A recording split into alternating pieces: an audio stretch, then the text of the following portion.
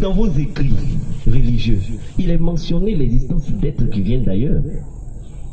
La preuve, dans le livre qui s'appelle la Bible en Genèse 6, il est dit: les habitants du ciel ont constaté que les filles de la terre étaient belles. Ils descendirent et ils ont pris pour femmes. De leur union est sorti des êtres qui étaient les héros de l'Antiquité. C'était au temps où les géants habitaient sur terre. Si des habitants du ciel viennent sur la terre, ils couchent avec les filles de la terre, c'est que c'est une entité qui quitte ailleurs qui vient vers nous. En plus, cette entité est compatible avec nous. Et c'est cette entité qui a dit: faisons l'homme à notre image et à notre ressemblance. Nous avons été créés par des hommes comme nous. La Bible en témoigne, le Coran en témoigne, les livres des bouddhistes en témoignent, les livres des hindous en témoignent. La cosmogonie égyptienne est le plus grand témoignage de l'existence d'êtres venus d'ailleurs. C'est en ce sens que nous, Raéliens, nous avons un message qui a été apporté par un monsieur qui s'appelle Raël. Il ne faut pas buter sur la personne de Raël, parce qu'il dit: je ne suis pas important. C'est le message que je donne qui est important. Et dans ce message, il dit qu'il y a très longtemps, des êtres humains sont venus sur cette planète. Ils l'ont aménagé. Avec les technologies, ils ont créé tous les êtres humains à partir de l'ingénierie génétique. Ils ont laissé cette humanité grandir. Mais ils ont envoyé à cette humanité différents enseignants, différents éveilleurs de conscience que nous avons appelés prophètes. En parenthèse, le verbe prophète vient du grec prophétesse qui signifie révélateur, messager. Ces différents prophètes sont Jésus, Bouddha, Mahomet, Osiris, Joseph Smith, Kipavita, des personnes qui sont venues donner un message selon le niveau de compréhension des gens. Une petite anecdote, une petite illustration est faite. Quand vous allez au CP1, il y a votre professeur qui vous donne un certain nombre d'enseignements. Au CP2, il y a un professeur jusqu'à ce que vous arrivez à l'université pour vous donner toutes les informations dont vous avez besoin. Et c'est pareil pour l'humanité. L'humanité est un enfant qui grandit et on a envoyé différentes personnes pour pouvoir nous enseigner un certain nombre de choses. Et ces personnes-là nous ont enseigné pour nous préparer à une nouvelle ère. Cette ère s'appelle l'ère de la révélation. Dans le livre d'Apocalypse, Apocalypse qui signifie révélation et non fin du monde, il est dit que à cette période, le mystère va tomber. Comme c'est la Bible, on dit le mystère de Dieu va tomber. Depuis 1945, nous sommes entrés dans cette ère. Et dans cette ère, les êtres humains ont utilisé une arme destructive qu'on appelle la bombe atomique, qui, elle, est venue détruire cette humanité. Alors, ceux qui nous ont créés, ceux qu'on appelle des gens venus d'ailleurs, ceux qui, avec le vocabulaire d'aujourd'hui, s'appellent extraterrestres, nous ont dit. Ils nous ont envoyé d'abord un prophète qui s'appelle Raël. En 1973, ils l'ont contacté.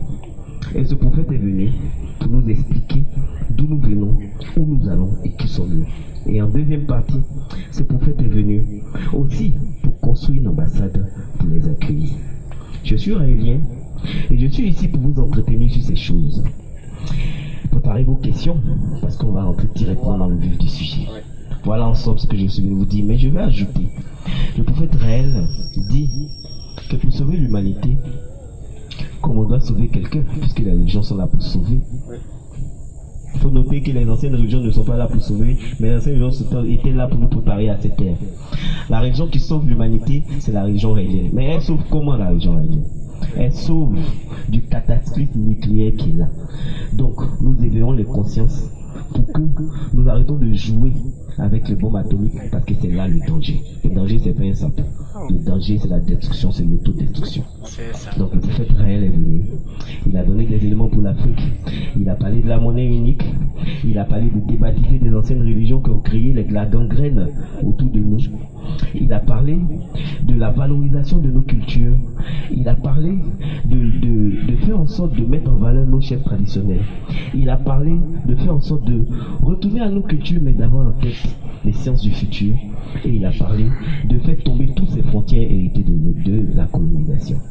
Voilà en gros tout ce que je suis venu vous dire. Maintenant, je vais passer le micro au modérateur pour qu'on puisse passer à la phase de questions-réponses. Il vous rappellera que depuis 5 ans déjà, c'est-à-dire depuis 2013, Tout autant que nous sommes, à divers degrés, nous nous battons corps et âme pour acculer l'obscurantisme jusque dans ses derniers retranchements. Et nous ne sommes pas prêts de reculer. Nous avons pris à témoin l'ensemble des étudiants. Et nous continuons de les prendre à témoin. Aujourd'hui, nous avons accueilli des frères de nos ancêtres qui sont venus nous apporter une nouvelle et qui se soumettent à la contradiction. Maintenant, cette contradiction, à notre sens, bien qu'elle soit riche et que nous respectons, nous disons qu'elle nécessite une grande clarification conceptuelle. Alors, nous sommes des étudiants de beaucoup de filières différentes. Et ce que je peux dire d'entrée de jeu, c'est que beaucoup de développements ont été faits, surtout des développements scientifiques. Et en tant qu'étudiant des sciences, je vais revenir sur certains aspects. Je vais donc analyser de façon analytique le point de vue des Raéliens, puis je vais rentrer un peu dans le fond pour que l'on se comprenne très clairement. Alors, dans tout ce qui a été dit ici, surtout du point de vue scientifique, et sur l'astronomie en particulier, je suis physicien, soit dit en passant, je dis qu'il y a des vérités acceptables, qui passent. Mais moi, j'affirme que l'univers est fini, et qu'il n'est pas infini. L'univers est en expansion, et qui dit expansion suppose écartement. Qui dit expansion signifie également qu'il y a des limites qui s'éloignent. Je vais introduire quelques notions d'astrophysique. L'année-lumière, c'est la distance parcourue par la lumière en un an. Il est vrai également, comme il l'a dit, que grâce au rayonnement lancé par une étoile, on peut dater, ou plutôt calculer la distance que l'on a de cette lumière. Et l'univers est constitué d'étoiles. Chaque étoile constitue un système. Les systèmes sont contenus dans des galaxies. L'ensemble des galaxies constitue l'univers. Notre galaxie à nous, c'est la Voie lactée, et la galaxie d'Andromède, et il y a au moins 200 milliards de galaxies dans l'univers. Des galaxies, je ne parle pas d'étoiles. Depuis 2005, donc, on a découvert de nouveaux étoiles avec de nouvelles planètes hors du système solaire. Ce qui fait que on a clairement commencé à parler de la possibilité d'existence d'exoplanètes et donc de possibilité de vie hors de la Terre, mais qu'on n'a pas encore déterminé. Maintenant, ce que je dis, c'est que lorsque l'on se prétend scientifique, cela doit respecter deux démarches minimales: l'hypothèse et l'expérimentation. Tout au long de l'exposé, nous avons suivi un exposé basé sur des hypothèses et sur des suppositions qui contestent d'autres hypothèses basées sur l'hypothèse et l'expérimentation, mais qui n'apportent aucune expérimentation. L'expansion de l'univers a été constatée.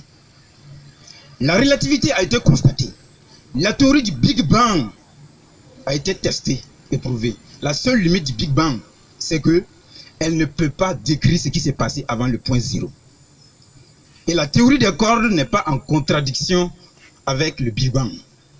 La théorie des cordes essaie de relier l'infiniment petit et l'infiniment grand. Alors on parle de ces petites bases qui sont des minimums. Nous comprenons sur ce point-là. La scientificité, ce n'est pas du cartésianisme. Le cartésianisme peut se contenter d'hypothèses simples. Est-ce que le raélisme est à même de démontrer expérimentalement ces hypothèses? Y a-t-il un seul laboratoire au monde qui puisse déterminer la possibilité et le fait que Raël ait discuté avec des extraterrestres? On ne peut pas. Ce qui fait qu'en fin de compte, on tombe dans le même subjectivisme que les religions dites révélées. Ce qui fait qu'en réalité, ce que vous venez faire ici n'est rien de plus que ce qu'un chrétien pourrait bien faire ici. Donc, un scientifique démontrera par l'hypothèse et par l'expérimentation. Et c'est ce que nous faisons au quotidien. Ok. Peut-être que vous pourrez revenir. Maintenant, de ce point de vue, je dis vous vous êtes beaucoup inspiré de Cheikh Anta Diop et j'apprécie beaucoup. Cheikh Anta Diop ici, c'est notre modèle. C'est quasiment notre phare. Mais ce que je dénonce et ce que je regrette, c'est que vous êtes très superficiel dans votre façon de traiter le panafricanisme. Le panafricanisme est beaucoup plus profond, beaucoup plus réaliste, beaucoup plus visionnaire que des simples ponctions faites ça et là. Je dis ça pourquoi? Cheikh Anta Diop depuis 1960, mettait en garde l'Afrique contre le fait que des groupes de pression aux États-Unis et en Occident commençaient déjà à préparer la possibilité d'empêcher les naissances afin de diminuer le nombre de personnes qui partagent les ressources de la terre. Et l'homosexualité en ces siècles n'est rien de plus que l'évolution de ces groupes de pression. C'est quand tu as dénoncé de façon véhémente et avec raison que l'Afrique est un continent dépeuplé. L'Afrique n'a pas encore été peuplée. Lorsque nous sommes contre l'homosexualité, ce n'est pas une question sentimentale. La survie de l'Afrique dépend de sa population. Et il y a aujourd'hui des civilisations qui sont prêtes à exterminer le continent africain pour leur survie. Leur survie en dépend. Moins il y aura de monde pour partager les ressources de la planète, mieux ce sera pour eux. Et l'homosexualité est très bienvenue pour ce genre de conception. Lorsque l'on discute, allons un peu au fond des choses. L'OMS considérait l'homosexualité comme étant une maladie. Vous croyez que c'est un miracle qui se soit rendu compte subitement que ce n'est pas une maladie, et que c'est simplement un changement génétique? C'est la géopolitique qui est en marche. Il y a des ressources à partager. Ils ne veulent pas partager avec le grand nombre. Moins il y a de personnes pour partager, mieux ce sera. Et un homosexuel, ça ne fabrique pas des enfants. Mieux il y aura d'homosexuels en Afrique, moins il y aura d'enfants. Et donc voilà, de façon très succincte, pourquoi l'homosexualité gagne du terrain. Et pourquoi c'est l'Occident aujourd'hui qui est la meilleure promotrice de l'homosexualité. Nous devons en être conscients. Nous devons être conscients que dans ce monde aujourd'hui, nous sommes en guerre. Chacun le sait. Ou plutôt, c'est ceux qui refusent sciemment de voir la réalité en face, qui se font colporteurs d'idéologies venues d'ailleurs. Je ne serai pas de ceux qui disent que c'est les besoins du ventre qui vous guident, mais je dirais que c'est peut-être une absence de culture profonde qui vous guide, avec tout le respect que je vous dois. Mais je dis ceci.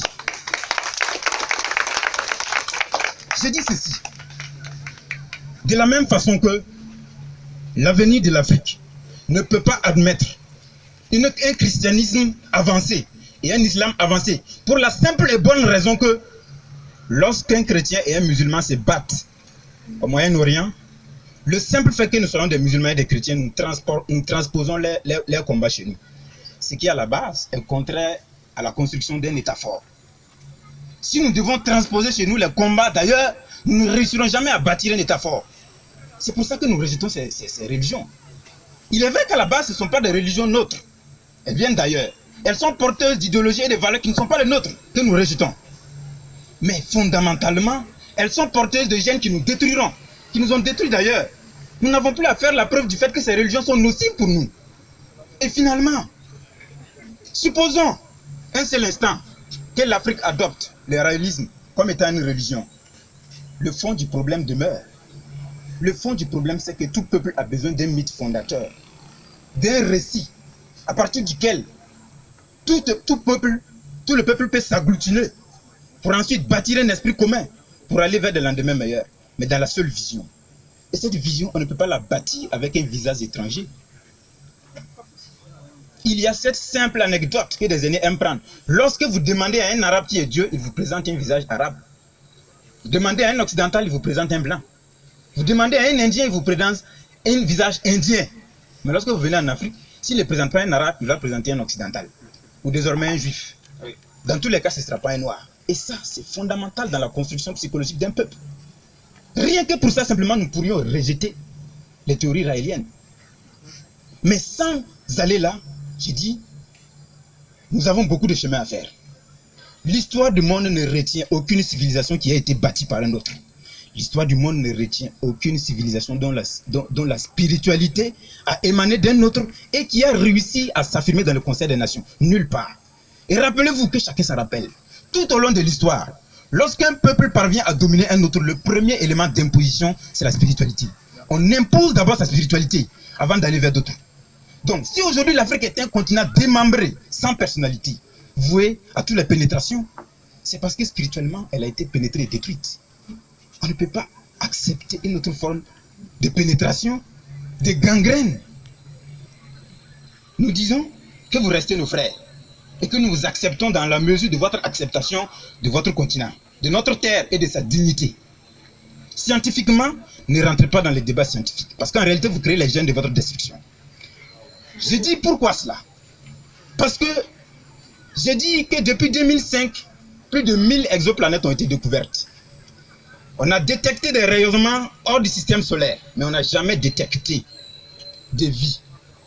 Et en plus, toute vie qui pourrait exister dans l'univers devrait nécessairement comporter, c'est-à-dire être constituée des gènes de la planète dont elle émane.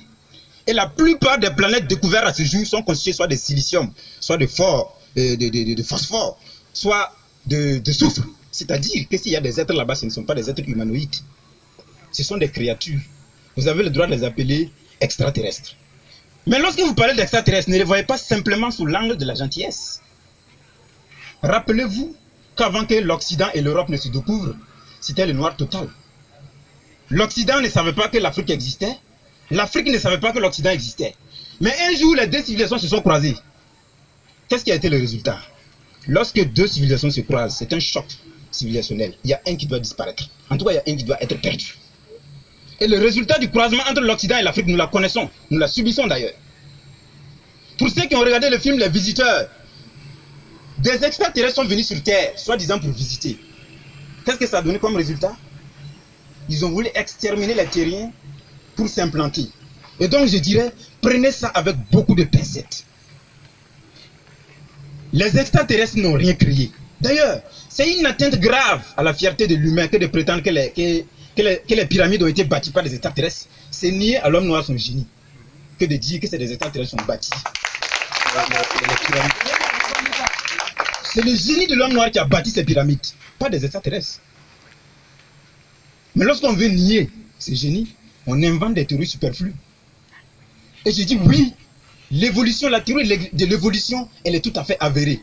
Et si vous vous inspirez, et si vous savez réellement qui est Cheikh Anta Diop, vous vous rappellerez que Cheikh Anta Diop même est un des meilleurs porteurs de cette théorie de l'évolution.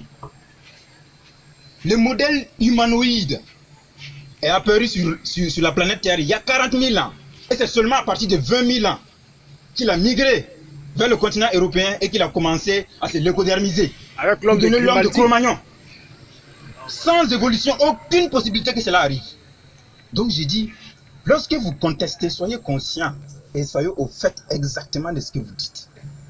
La scientificité exige de la démarche hypothétique, c'est vrai, mais aussi de la démarche expérimentale. Mais aussi une bonne conscience de l'histoire. Que l'on se rappelle d'une seule chose. L'Afrique est la mère des sciences. Des extraterrestres ne viendront bâtir aucun monde. Et le jour où des extraterrestres descendront sur Terre, si tant est qu'ils soient, il faudra que la Terre soit préparée à se défendre. Ils ne viendront pas pour sauver quelqu'un. Ils viendront pour s'emparer des richesses éventuelles.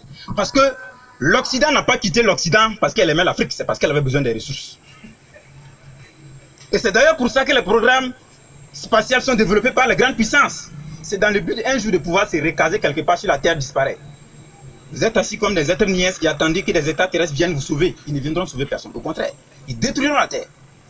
C'est dans la claire conscience de cela et de cette géopolitique existentielle qu'il faut savoir d'où vient le réalisme. Le réalisme, vous l'avez dit, il est né dans les années 1973, n'est-ce pas?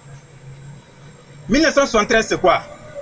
1973, c'est-à-dire cela représente l'époque des 30 glorieuses en Occident. Depuis 1950 jusqu'à 1970, il y a eu une période de boom économique et aussi de boom de naissance. Boom technologique sur tous les plans. C'est pendant l'année 70 que la plupart des théories scientifiques sont nées. La théorie de Moore, si vous vous rappelez, qui concerne l'évolution des microprocesseurs. Il a prédit de façon exacte que chaque 6 mois, la puissance de calcul des processeurs sera multipliée par 2. De façon exponentielle. C'est une évolution qui a été respectée de façon extrêmement pure. Donc j'ai dit que cette atmosphère qui était propice à tous les errements intellectuels et aussi à toutes les créations intellectuelles ont favorisé Raël pour penser que, en fait, il était clair et possible pour l'être humain de créer l'être humain en laboratoire. C'est pendant cette période que les premières expérimentations de vie in vivo ont été faites. Le clonage.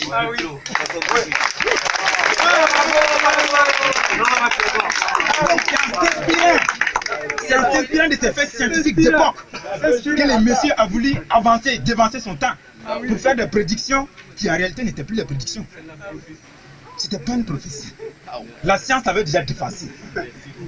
Et j'ai dit, lorsque vous avez dit qu'un pape avait répondu à Hopkins en lui disant que, en réalité, c'est là où, c'est au-delà du Big Bang que l'église se trouve. Moi, j'ai dit que l'église est toujours réfugiée là où la clairvoyance et la lumière n'existent pas. Donc, ne faites pas l'erreur de vous cacher là où l'église se cache. C'est exactement ce que vous êtes en train de faire. Donc, j'ai dit, ayons la claire conscience de ce que nous faisons ici. En réalité, lorsque vous vous investissez de la lutte que nous menons, c'est-à-dire la lutte panafricaine, nous en sommes fiers. Mais nous disons que il ne faut pas se limiter à la collecte des frustrations pour étoffer une lutte. Il y en a qui le font brillamment et ils le réussissent très bien. Mais lorsqu'on se dit spiritualité, lorsqu'on se dit religiosité, on doit être plus profond que cela. Nous sommes heureux lorsque, de façon analogue à notre point de vue, vous contestez la légitimité des religions révélées à se proclamer sauveurs de l'humanité. Sur ce point de vue, nous nous comprenons bien. Nous ne sommes pas durs, cela dit. Et nous disons, nous nous rejoindrons réellement le jour où vous saurez que, c'est-à-dire la façon de toper la conscience de l'homme noir et de faire de tout homme noir, qui rentre à l'école ou pas, le bâtisseur des nations qui sommeille en lui, c'est d'abord de faire en lui, de fabriquer en lui un paradigme qui, dans la suprématie de l'humanité, représente un homme noir. Le jour où un homme noir ou un enfant noir de 5 ans rentre à l'école et il est convaincu que la plus grande chose qu'il puisse atteindre dans son évolution humaine, c'est un autre homme noir, ce jour-là, nous n'avons plus de bataille à faire. Nous aurons atteint ce que d'autres civilisations ont déjà fait et que nous sommes en train d'essayer de balbutier. Nous avons un véritable problème psychologique. Un peuple né d'abord dans la tête, psychologiquement, avant de faire des actions spectaculaires. Nous n'avons pas réussi ça. Dans le christianisme, nous ne pouvons pas réussir cela. Dans l'islam, nous ne pouvons pas le réussir. Dans le réalisme non plus, nous ne pouvons pas le réussir. C'est un des buts fondamentaux de la reconnexion que nous prenons ici. C'est une reconnexion basée sur la connaissance de soi, sur la connaissance de son identité. Parce que comme nous l'avons dit, on ne peut changer que ce que l'on aime. On ne peut développer que ce que l'on aime et qu'on connaît profondément. Et dans notre démarche de connaissance de nous-mêmes, le réalisme n'est pas dans les rangs. Il n'est pas dans les rangs.